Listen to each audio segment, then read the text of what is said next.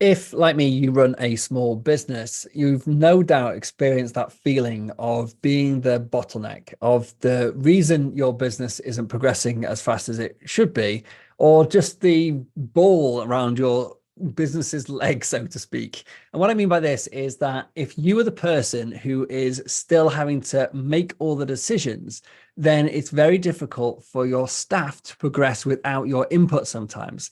And because they're not empowered to make those decisions themselves, they have to wait for you.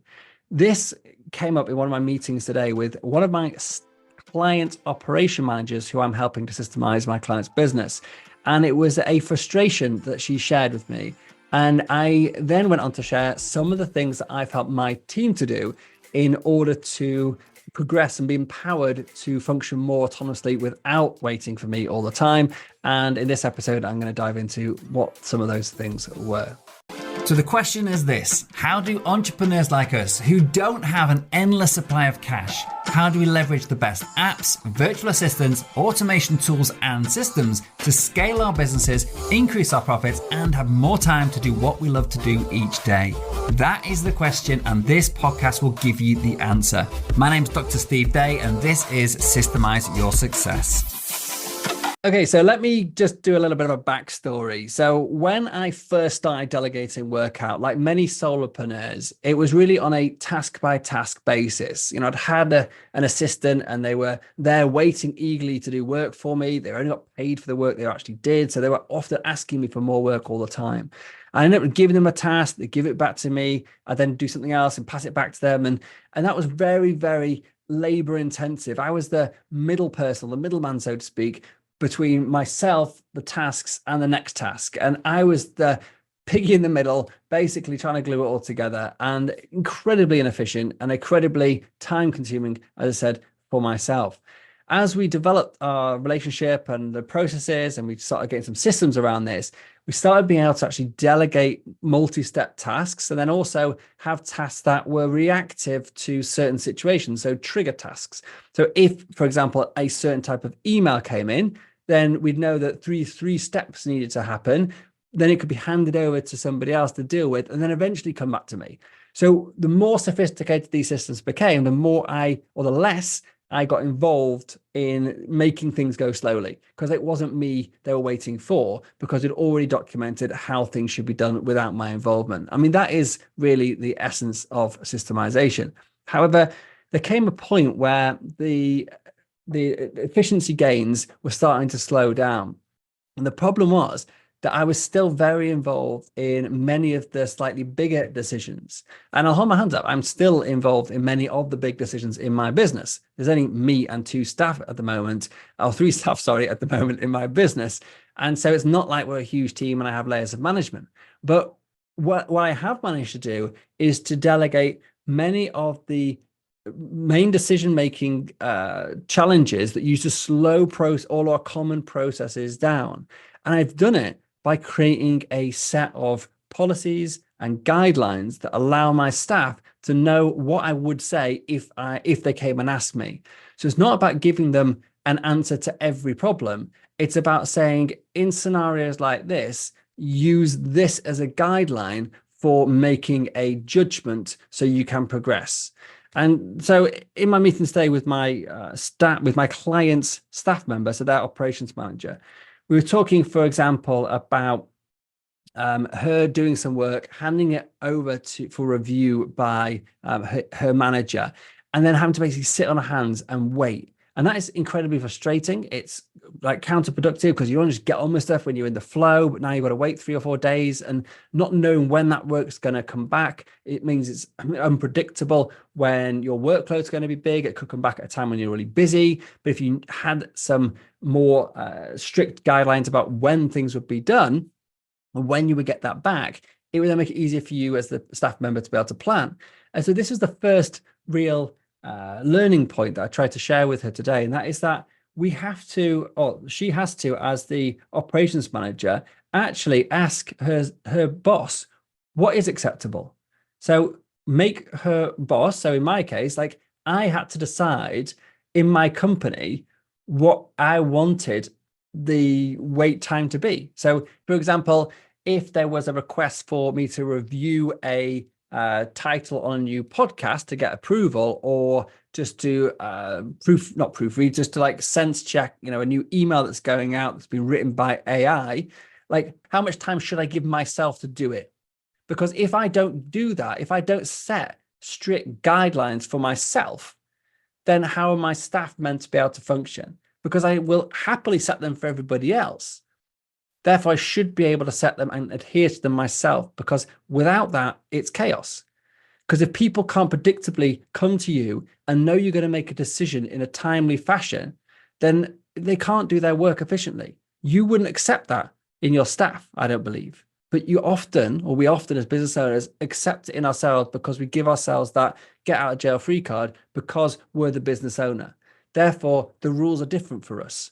But that makes it incredibly hard for our staff to work effectively, efficiently, and with predictability of their workload, and therefore their ability to get everything done on time the way we as business owners want it done. So we've got to help them out, and actually creating a set of policies and guidelines for decision making, for the times at which is acceptable for things to get done, and all those other factors which we would happily, as I say, pass down to our staff, but we need to actually make sure they apply to us as well. And one way we do this, and this is sort of actually this whole start of this conversation, was we were talking about process mapping. And we're talking about like when you start mapping out your processes, so creating a flow chart, for example, or like a visual checklist, if you like, for a very simple way, where you've got step 1, then step 2, then step 3, then step 4, and we can add extra details onto this flow chart. So we can say, look, between step 1 and step 2, wait for 30 minutes, or wait for 6 days, or wait for this person to come back to you. And you can add lots of complexity to it to allow you to then get loads and loads of information and detail out without it getting confusing. That's why I love flow charts. So you can map out very complex brain problems on a pictorial, visual way in which everybody can understand without it getting super confusing. Like you're having to write an essay. It's a pictorial, like a picture says 1,000 words, or whatever that expression is. That's what a process map does for your business systems.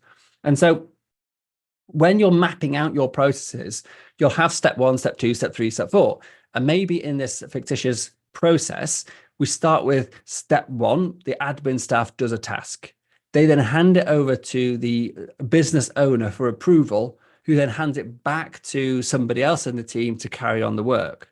So now I'm stuck as the business owner, blocking the flow of work going through my business because I am part of the system. And maybe right now we can't figure out a way to remove me. Maybe it's a decision that actually, because of my expertise and my experience, and because of the way my business is structured, because it's a client thing, whatever, we can't find a way of let going of that. And those, I think, will exist for a long time in my business in some way, shape or form, but they get less and less as the years go on, the more I delegate and figure out how to systemize. But if you're just getting into this stuff, because there's going to be loads of those examples. So it's not good enough to say, oh, well, just create a system and then not be involved, because sometimes we can't think of that. But if we don't have strict guidelines to say, like, when someone hands me a piece of work for a review, how long should they wait before they chase me up for it? We need to actually make that decision once you start mapping it out. And that's why, by actually formalizing your processes and actually writing them down and mapping them out, it forces you to think about these things, these policies, like how long is acceptable. And if you then apply that to the process, regardless of who is in this particular seat, and then you realize, well, actually, I'm in that seat, then that same policy you have to adhere to as well, because that's what you have systemized. And it's incredibly powerful, incredibly simple in theory, but incredibly difficult for many business owners to do, as in to actually sit down and formalize, well, what should I be held accountable for in these circumstances, and how am I going to document that? And then how will I be, what will happen if I don't? So if I hold back, so I'll give you a real life example that happened not so long ago. So I still I have to release the wages to my staff. Quite a while back, I have my PA in the UK doing this, and for various reasons, she couldn't do this anymore. So I took it back over, and I'm still doing it to this day. So it's something you can delegate, doing this with certain factors in place, but I still do it. And so the problem was that because of the way my brain works, I often forget about things and then remember them at the most inappropriate times and forget again. And despite setting alarms and reminders, it would be like day, 2 days late, 3 days late. And my staff were like, we pay them weekly. So 3 days late, it's like half a week late. I mean, it's quite actually a long time in terms if people are relying on a regular weekly income to actually pay their bills and all the rest of it. And so I felt terrible about this. It's not something I tried to do or wanted to do, or it just happened that way. And this went on for quite a long time. And I noticed actually I was probably getting worse at it than I was better. But we did have a loose guideline in our terms of business saying, or general terms of engagement, that we would pay wages on a Wednesday, I think it was. But that was it. And there was nothing else formally sort of in company policies or anything. And so what I did was actually say, okay, publicly, that I'm going to pay wages on Tuesdays every single week. And we now documented that that is the day that we're paid. There's 1 day of leniency to compensate for factors out of my control, or just I may actually just forget genuinely, and I want at least a little pass. And I may make this even harder going forward because I'm getting quite good at it now. And then I said, okay, if I don't pay the wages by midnight on Wednesday, then I will give all of my staff a cash bonus every single day before I pay them. So they're compensated for the fact that I've figured out how to actually organize myself enough to pay them. And so this is actually now, because I've now formalized it, I've made it public, I've stated this is what's going to happen. And suddenly it's got so much better. I've drawn that line in the sand, so to speak. I've systemized that process. I've said, this is what is acceptable in my company. Because now if I had somebody else that could do this, a new PA in the UK that could do this, for example, then I would give them that same guideline and expect them to do it. If they didn't pay my staff by Friday, for example, like I used to do, I would probably sack them. I can't sack myself very easily. So by creating this policy and making it official and making it public and actually putting a penalty on it as well, has just changed the way I think about it. And now it's become, for some reason, it's now become more important is the wrong word. It was always super important, so I don't want to use that word, but it's become more real. And now it happens. And I think that is just, a simple example of how we can as business owners just almost give ourselves too much leniency to have our own rules for things, that one rule for them, one rule for us, even if we don't think like that. And even if, we're really nice people and we try to be, balanced and all the rest of it, and not be, dictator or whatever like that, all this thing, be a really nice boss. But actually deep down, sometimes we think, well, it is my company. So, the rules don't really apply to me. But I think there's a fault in that. And I've seen it in my own business. I've seen it in this companies that I'm working with business. And I think this is going to be a cultural shift or even a revolution in their company once we actually get that business owner to start documenting what they do, putting guidelines to it, and then holding themselves accountable to adhering to their own guidelines. That will allow their team to run more efficiently, more productively, get more done, get in a timely fashion, in a more predictable way, without being overloaded or overwhelmed because things come back at unexpected times. All those things will happen simply by creating a guideline and then sticking to it. So that's it.